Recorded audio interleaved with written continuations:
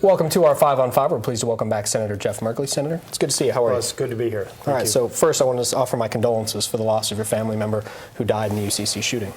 Yeah, it's a very rough situation for the entire state.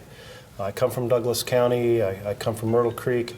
I couldn't have imagined anything like this happening, and yet it does happen. It happens, and you don't know where in the country it's going to happen. This is an incredible community. The Umpqua River is one of the most beautiful in the world. It's a tight-knit community. People support each other, and none of that could stop a tragedy like this from occurring. You've called for tougher gun control in the wake of that shooting. How can compromise be reached on this incredibly partisan issue?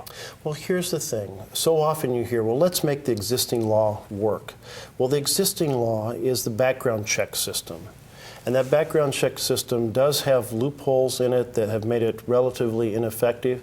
And the reason it's been the place where people have come together from the left and right and said this works is because it doesn't create a permanent registration record, and therefore has been a territory that seemed an appropriate balance between making it more difficult for an individual who is deeply disturbed to acquire a weapon, but not creating a government database that is of concern for many in terms of privacy and the Second Amendment.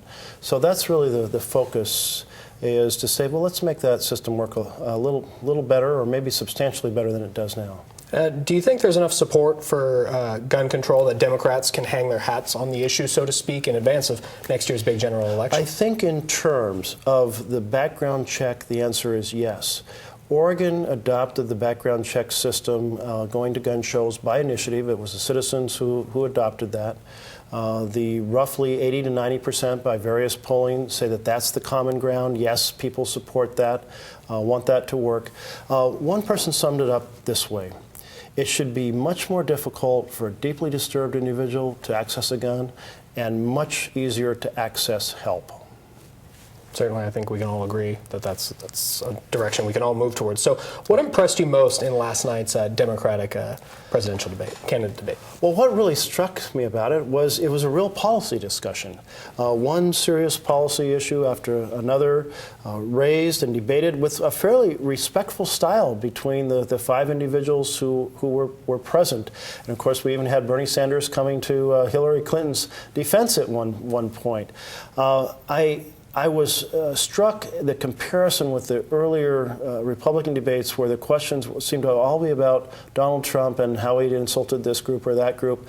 And I'm like, let's get to the policy. Let's get to the big issues affecting working Americans, the cost of college, the existence of good-paying jobs that can support a family, the fundamental questions that are important to quality life and the success of our children.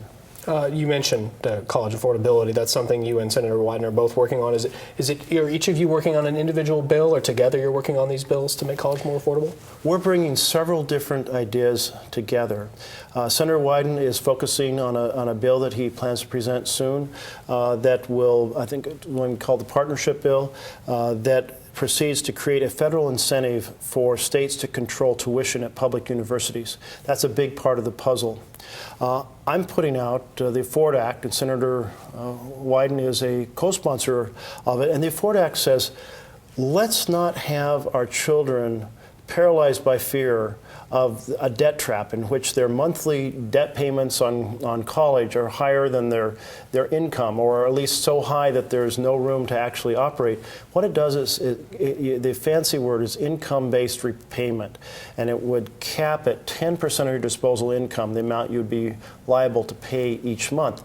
And that would convey to all of our middle schoolers and high schoolers, there is an affordable path for you to pursue your dreams and your talents and to contribute the maximum amount back to society. Okay, is there a timeline for when these bills could be introduced on the floor? Well, so I've introduced the Afford Act, and that was just last week. And okay. So I'm going about the process of trying to publicize and gain support, gain momentum behind it. The key is this is an outgrowth of a very Oregon idea. there was a group of students here who proposed an idea called Pay It Forward.